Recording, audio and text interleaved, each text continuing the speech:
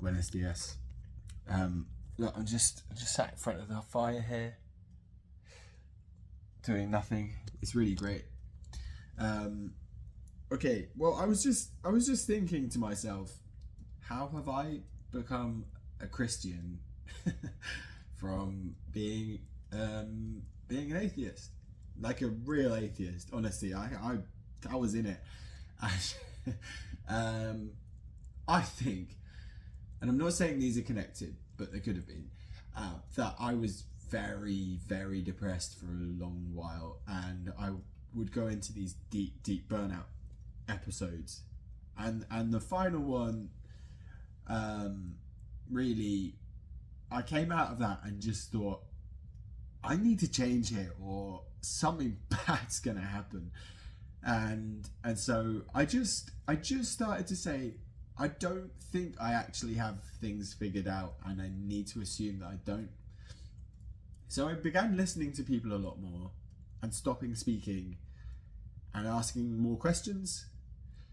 And after a while, I got this curiosity back, and then I started to say, well, what if God does exist?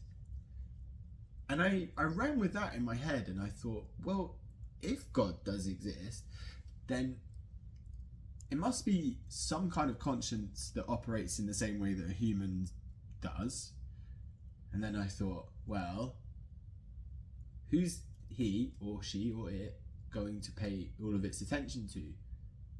And I just figured, well, if that was me, if I was that conscience, I would be giving my attention to people who are like open-minded to my existence, who are curious about me, who are not rejecting me, and who are open to the idea of having a relationship. And then I thought, oh, okay, so maybe in order for God to begin revealing himself to me, I had to reveal myself to him, or ask the right questions. And it was like, oh, yeah. And then it just started this cascading effect. And yeah, I think basically the question is not, does God exist?